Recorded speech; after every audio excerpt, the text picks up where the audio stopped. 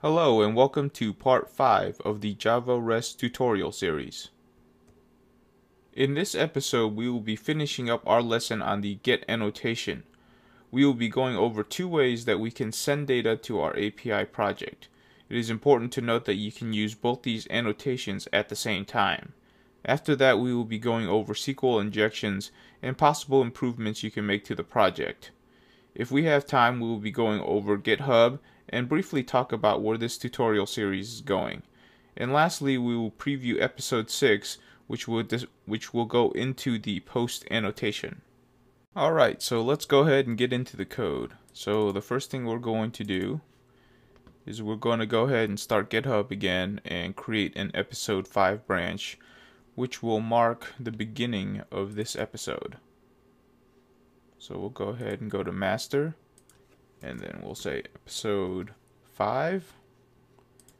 We will create this branch, but once again, I will be doing everything in the master branch. And if you want to follow along, or if you just want to see where the code is at the beginning of this episode, you can go ahead and go to this branch. So I'm not going to close this, I'm just going to go ahead and keep it up, and then we will go ahead and start Eclipse.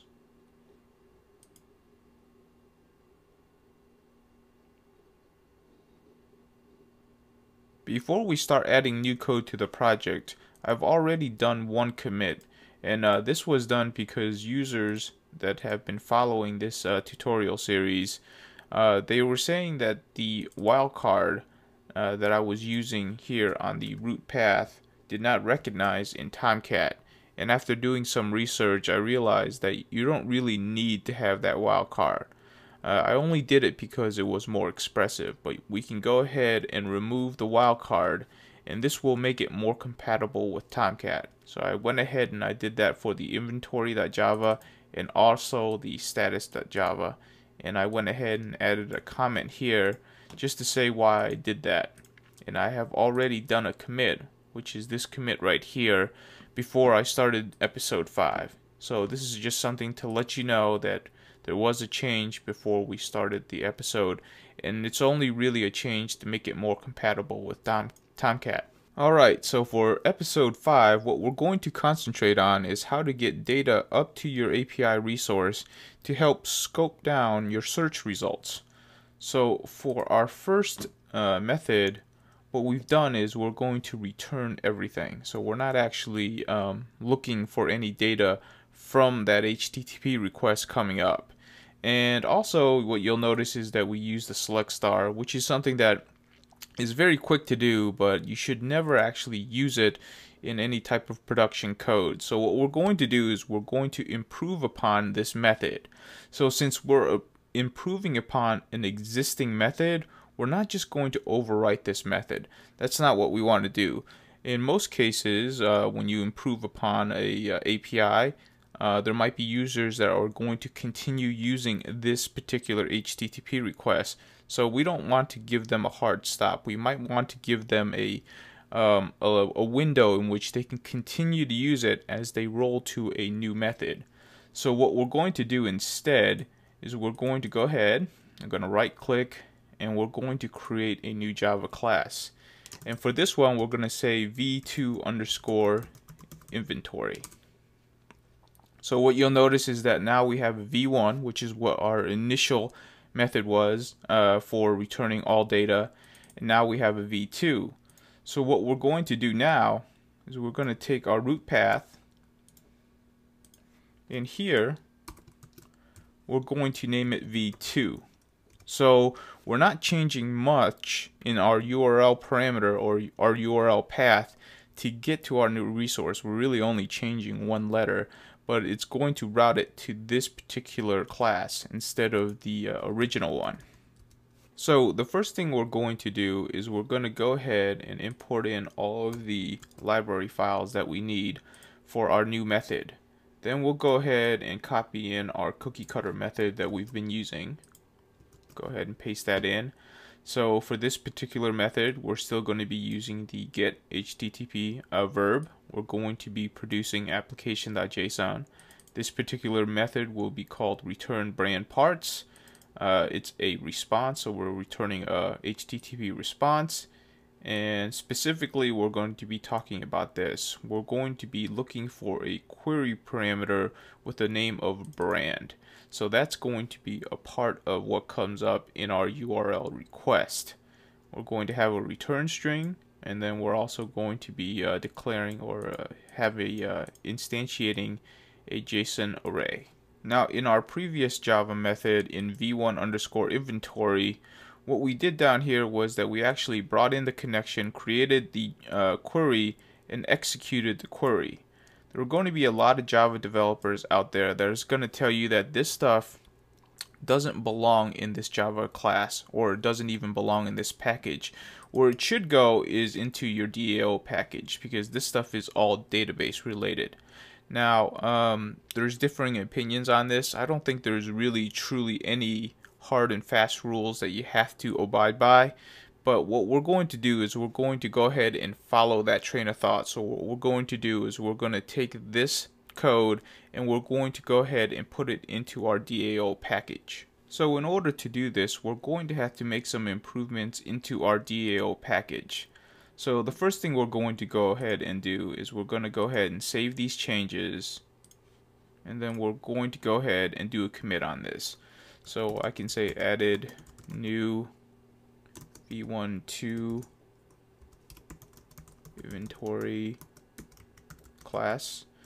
So added new class to replace v1 method. And the reason why we're doing this is we're going to go ahead and we're going to start using Git the way that it's supposed to be used. We're going to go ahead and start using small incremental commits so that other developers can see and learn our code in a very, very easy way. Now that the commit is done, we'll go ahead and go back to our Java class. And what we're going to do is we're going to have to move all of this functionality into the DAO package. So in order to do this, we're going to go ahead and open up 3082. Whoops, not copy. Going to open up Oracle 3082, and we're going to go ahead and make a connection method. So we'll go ahead and import in the connection library, and then down here we will create a new method.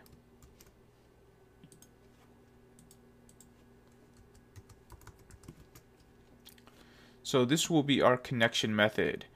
Now you'll notice that protected is a new scope. We're used to seeing public and private. This is the first time that I have used protected in this Java tutorial. And what protected is that it's kind of an in-between a private and a public. When you mark a method as protected, any method within this DAO package can call this method, but none of the methods outside this package will be able to access Oracle PC Parts connection. Now there's one more thing that we're going to have to do in order to make this protected method actually useful, and that is we're going to have to change this from a public method to a private method. Now once we save this, what you'll notice is that we're instantly going to break the methods that we've used in episode 4. And the reason why it happened is because now all of a sudden the only way to actually get a connection to the database is through this method. And we've just said that this is a protected scope. So in other words, none of the other classes outside can actually create a connection to the database. So why would we do something like this? Well, the greatest benefit of doing something like this is that we constrain where your SQL code could be, so that all of the SQL code and anything that's related to the database has to be within this package. So this is a great way so that when other developers come in, they kind of have to put their SQL stuff into this package, so it's easier to find out exactly where new stuff is and where all of your SQL queries are going to be if you happen to have to do an audit. Now, for the purposes of this tutorial, I'm not going to go ahead and change this to private. If this were an actual real project, I would change it, and I would be forced to retrofit these two Java classes so that it would work with this type of framework. But because this is just a tutorial and just to move things along quickly, I'm going to go ahead and put this back to public, just so that I don't have to retrofit the older code. Another question that you might have is, why do we have two methods in order to create the connection to the database? Couldn't we have combined this method down here with the method that we already have up here? And the answer is yes, we can. But just to go with kind of the fundamentals of having one method that only does one thing, that's the reason why we split it out.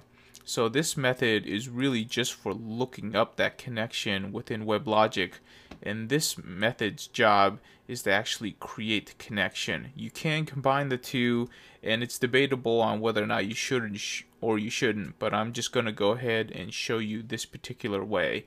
It's actually not very difficult to add this method into this one, but this is the thought process that I'm going to go ahead and go through for this tutorial.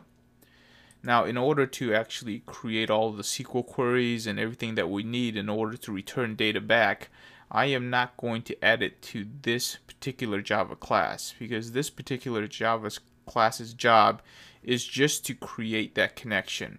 I'm going to go ahead and create an entirely different class to actually hold all of our SQL queries. And in here, I'm just going to say 308 tube. You know what? Let me do this. I'm going to say schema 308 tube. It's good not to start with a digit. It kind of gets angry with you. So let's go ahead and create the method that's actually going to return data to our new inventory 2. So we'll go ahead and import in the library files that we're going to need. And then I'm going to go ahead and copy in the method that we're going to create.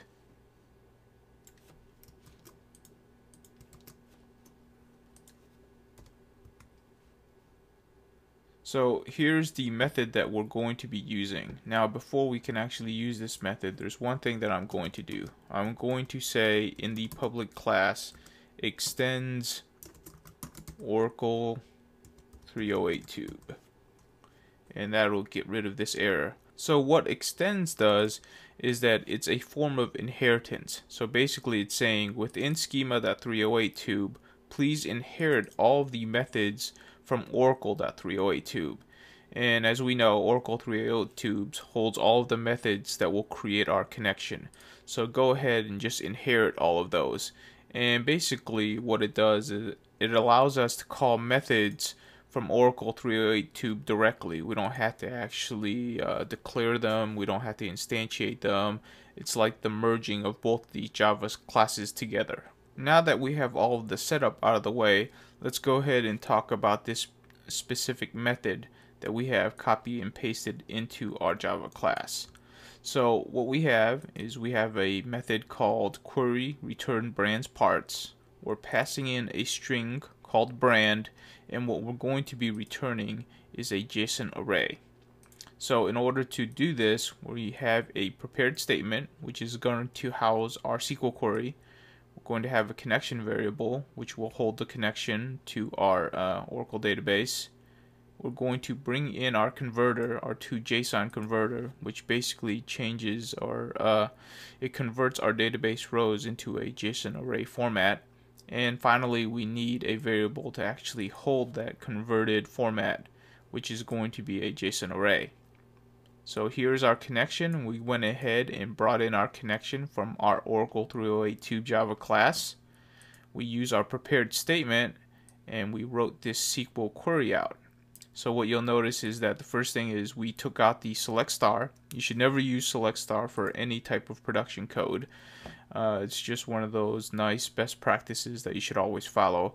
And what you notice is that we use this question mark where our brand string is supposed to go. And the reason why we use this question mark is because we don't want to directly add that string into our SQL code.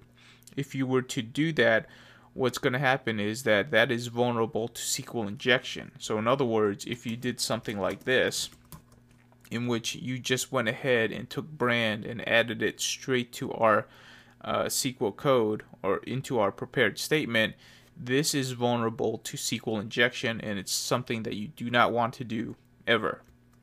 So what this question mark does is that you are going to go ahead and declare what this question mark will be down right below the prepared statement. So you can say query dot, in this case, since it's a string, we say set string. The one here tells the Java code that it's going to be used for the first question mark it runs across in this string, and then you go ahead and add in the value that you want to insert into this specific question mark right here.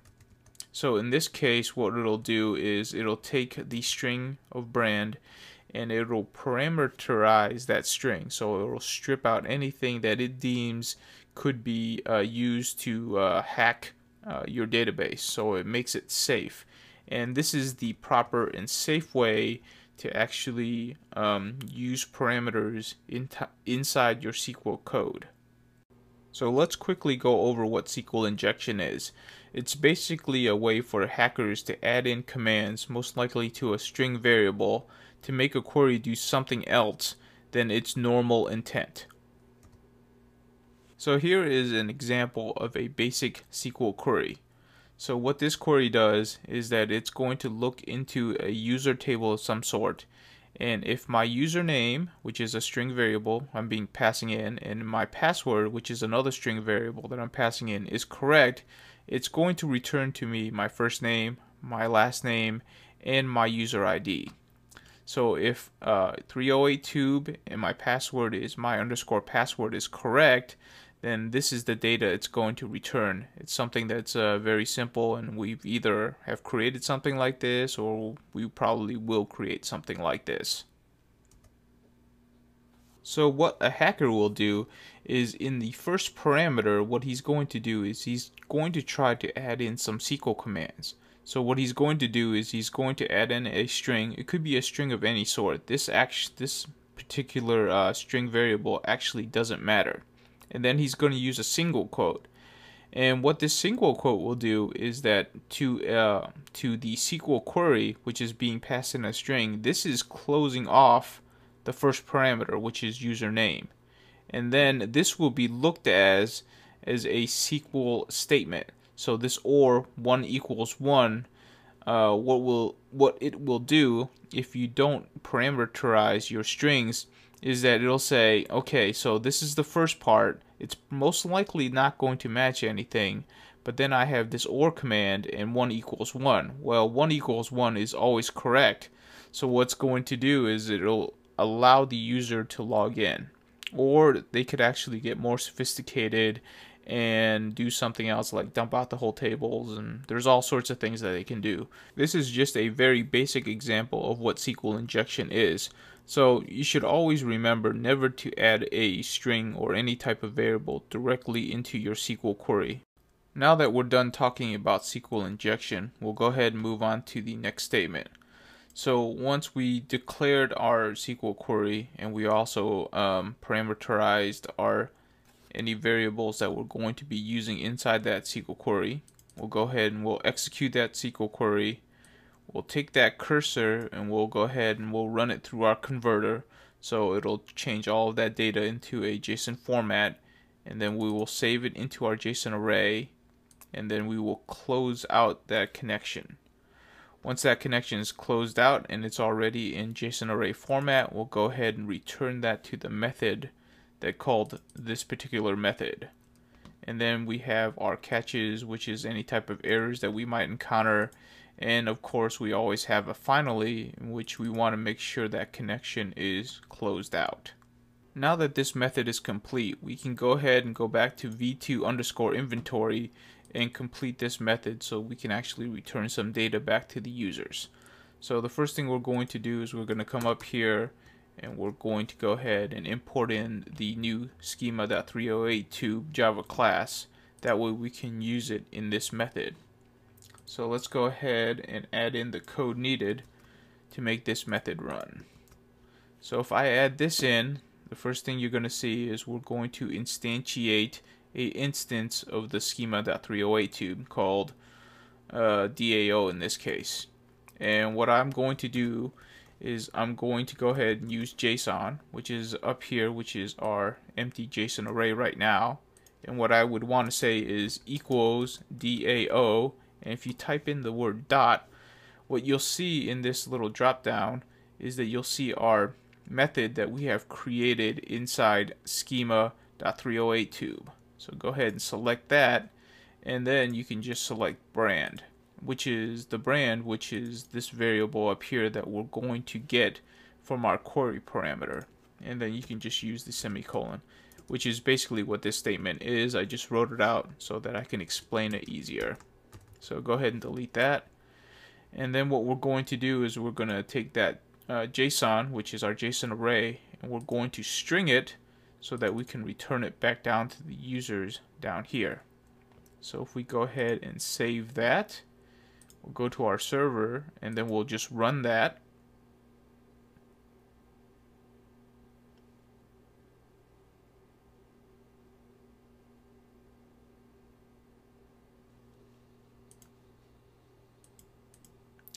Now that the server is done booting up, let's go ahead and open up a web browser.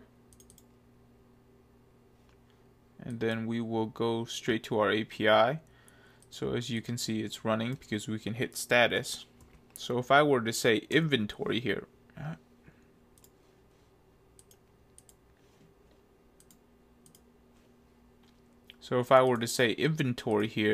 you'll notice that it'll bring back everything from our database because we're hitting version 1. So if I delete that and I say version 2, then what I need to do now is I need to set up, or I need to send up a parameter. So a query parameter would be a question mark, and then I would type brand, and then I would say equals. So let's go ahead and pick out a brand. So over here I just have a cheat sheet of all the brands that we have. So let's go ahead and pick out AMD, and we'll copy that, and then we'll paste it in here, and then we'll hit enter. So what you'll notice is that it will bring me back the AMD brand, which in this particular case it looks like it's just a 8-core processor. So if I were to pick ASUS and I copy that, then I throw that in there, it would bring back all of the ASUS products that are inside that database. So basically what it does is that this query parameter, what it will look for is basically any parameters that's after the question mark. Now the problem that we have is what happens if they just did this. Well, if they did this, then it would bring back nothing. But it doesn't really tell the users why it brought back nothing. Not for this particular case. So let's go ahead and stop this, and let's improve upon this method. If you'll notice, if we expand the console, we got a no pointer exception. That's because when the method query return brands parts ran, which is which is this right here, we actually had a null value, and that's what got passed into this prepared statement. And the Java code can't handle null value for this particular statement, and therefore we actually got an error. Although the user themselves didn't know this, because all we did was return them a empty JSON array.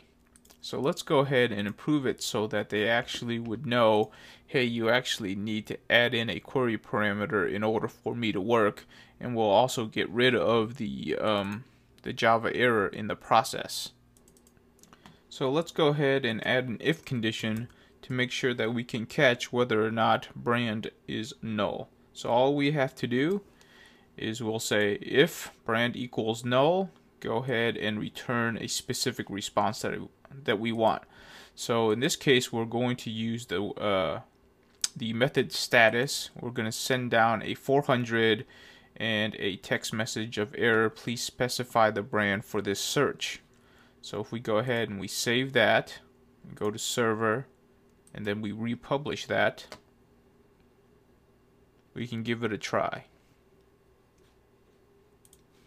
So now if we go ahead and hit refresh, we will get error, please specify a brand for this search. So if we add back in a brand, it will work.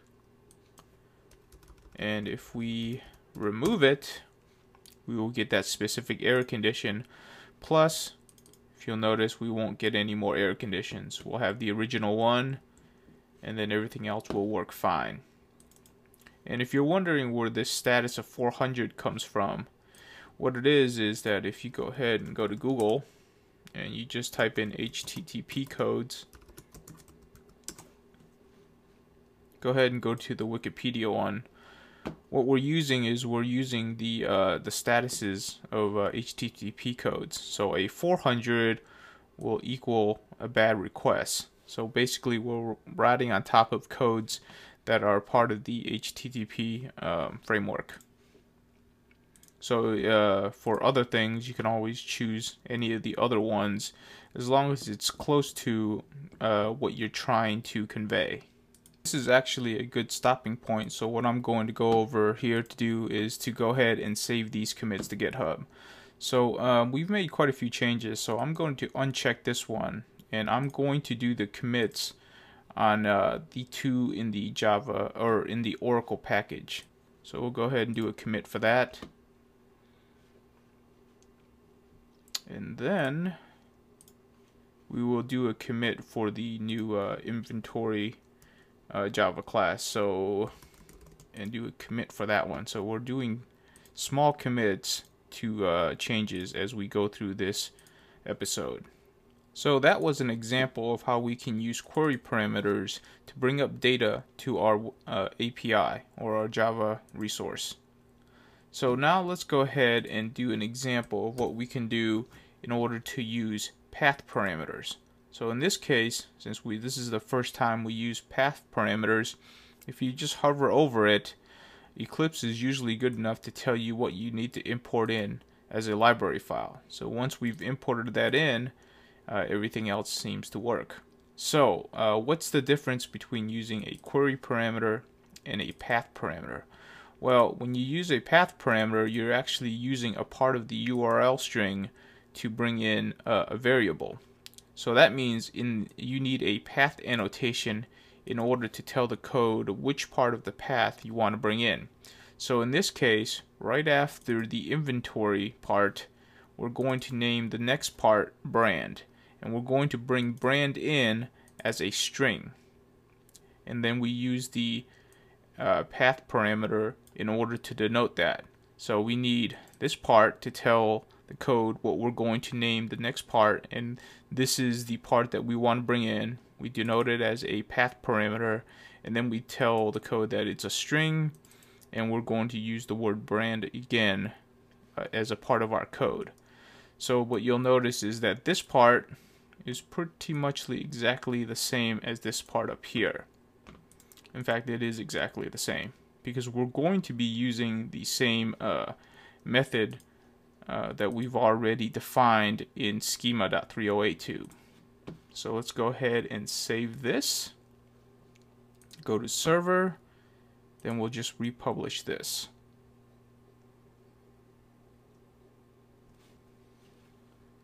So now, if we go back to inventory, so this time instead of saying $ASUS, what we're going to do instead is we're going to say ASUS, but we're going to make it as a part of the URL, and it does the same thing. So let's go ahead and pick Intel as a new one. So we'll put in Intel, and there are all my products for Intel.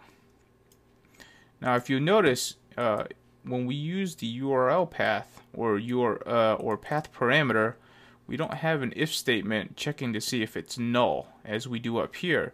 And that's because if we go back here and if we leave that as null like this, we'll automatically hit this method. Well, hold on. We don't really want that to happen, so let's go ahead and we'll just comment this method out. Show you as an example. So now we only have this method. We do not have this one sitting at the root of inventory. So we'll go ahead and republish this.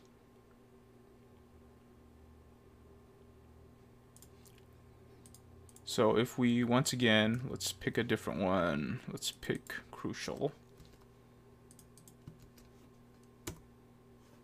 Crucial doesn't have anything. MSI. So we pick MSI. So if this is the only one defined, and if we go all the way back to inventory, it says method not allowed. And the reason for that is because at the root of inventory, we don't have a method defined in our code. So it automatically handles it for us to by sending down a method not allowed. It's kind of a generic Jersey framework code. So if we want to have a proper error message show up when they hit the root of inventory, we're going to have to replace the method that we defined up here. So all this method would have to do is it would return a response of a 400, so it's a bad request error, and then we would just tell them that a brand needs to be specified. So this is basically a much simpler version of the method that we currently have commented. So if we go ahead and save this, go to a server, and republish this, and go ahead and hit refresh, and now the proper error message shows up at the root of inventory.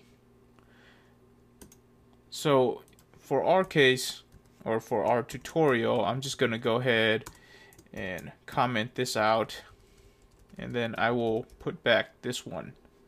So you can actually have both these methods. They essentially do the same thing, but in just different ways.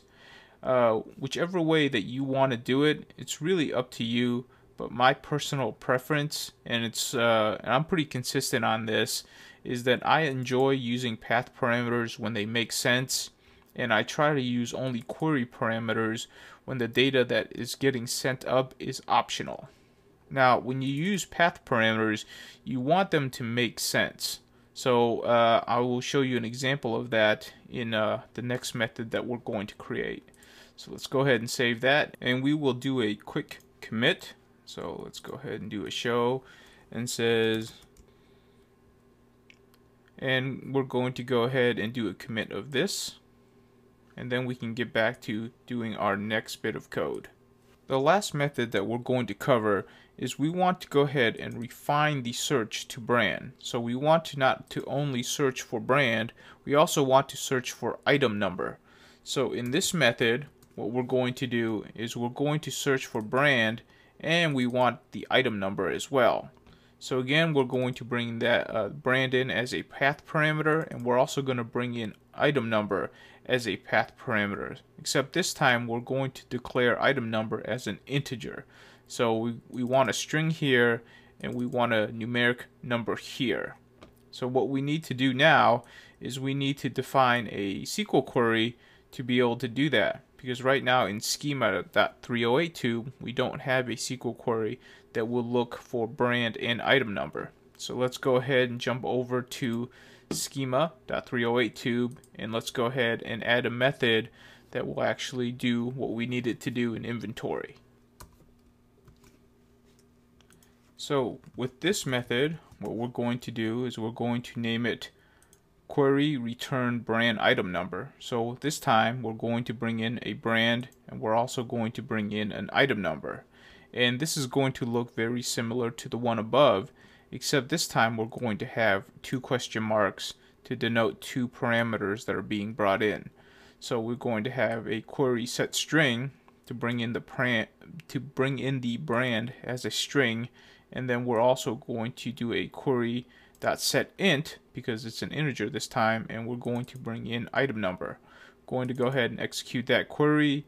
We're going to convert that into a JSON array, and then we're going to output it back out to our inventory method. So we'll go ahead and save that. And now over here, what we can do is we can say JSON, which is our JSON array variable right here. We're going to say equals DOA dot, and this time we're going to select the return brand, which is right here, and we're going to bring in brand from our path parameter and item number also from our path parameter. So we'll go ahead and delete this little reminder comment, and that's all we need to do. So what you'll notice that when I say I like using path parameters and they have to make sense, What I mean is that the first of the path parameter has to be the most general. So the first one should give you a very large list, and then the second one and each subsequent one after that should help you refine that list. It shouldn't make the second path parameter shouldn't make a new list. It should focus the list that the first parameter started. So you're going from, a big bucket and you're slowly moving to a smaller bucket. You're refining the search. You're not trying to create an entirely new search based off of the next parameter. So it kind of builds on top of each other. And you'll see the reason why we want to do that as soon as we run this. So we'll go ahead and go to our server, and we will republish.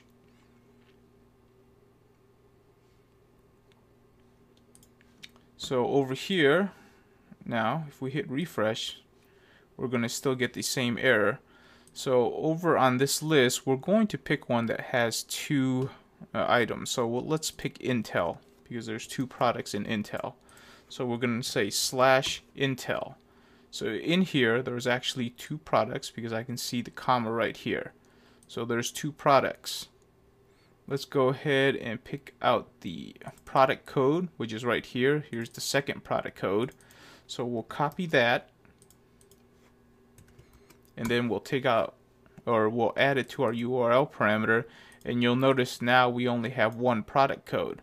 What's kind of nice about this is that if you were to give this to somebody else, right, and they were to open up a link and they were to go here, they could see that product code. But if we designed our URL parameters correctly, they can go ahead and remove it, enter, and they can see all of the product codes for Intel. So it's really nice when you build your query parameters to be to help narrow your search, because now they have a way to actually keep moving back. So if they were to remove Intel, all of a sudden they see that there's nothing further for them to see. There is no method that will return everything in inventory, and that's probably a good thing, because your inventory could change, or if all of a sudden your business explodes and you have millions of things on inventory, you wouldn't want to try to return everything from inventory. So it's a nice way of just outlining how your search works if you can do it through a query param or path parameters. And that is it. That is all of the code that we're going to cover for episode 5, and we've just wrapped up the get annotation. But before I end this episode, I do want to spend a moment to talk about modularity versus simplicity. So in this particular episode, we've increased the complexity of our Java code quite a bit. So when we started off with v1_inventory, once you hit the right method, everything that you need is actually within that method. So it never actually has to jump out anywhere except when we define the converter, right? So all of the connection bits were in here. The converter we threw out because we didn't want that to be in every bit of code, but then it would close it and it would return. When we went ahead and did v2.inventory, what we did was we went ahead and threw all of our SQL query code, all of our connection stuff out to our DAO package. So now we're having to bring that in as an instance, and then we're executing it based off of methods that we call from this particular instance of schema.308tube. So we've simplified the code in here, but we've also made it very complex in the DAO package. And we also now, it's harder to learn, because now instead of just jumping out of the code once, it's going to jump out of the code here. It's going to go to schema.308tube. And then once it gets in here, what's going to happen is that it's going to find Oracle parts connection, which means now it jumps over to our Oracle 308 tube. It goes in here to get our connection, which means it needs to jump here in order to find the context. Once it jumps through both these methods, it comes back, goes through the prepared statement, jumps out again in order to use our converter, and finally it returns. And then it comes all the way back to our v2 underscore inventory. So we went from 1 jumps to probably 4 jumps. So the complexity in learning that when you're new is quite large. So you have to weigh the balances. Now, a lot of the senior, veteran, or seasoned developers will tell you this is the proper way to do it. Each method does its own thing, and as long as you map it out, people should be able to learn it. And for the most part, that's true, and I understand that, but I don't think it always makes sense for every project. So when you look at modularity versus simplicity, some of the main points, and this is by no means the full list, but it's what I can think off the top of my head, is you do it for scalability. A lot of people do it so that when their code becomes bigger and bigger, it's much more scalable and it's much easier to refactor. Another thing is that it's going to provide you with smaller methods. Most of your methods are going to be pretty small, so they're manageable and you can read them all on one screen. And for the veteran developers, senior developers, that's what they want.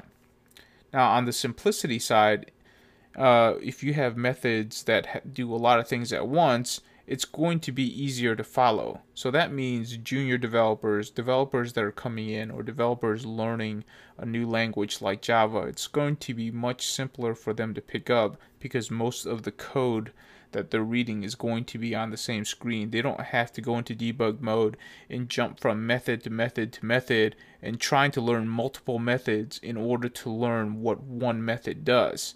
It's also usually faster to make changes.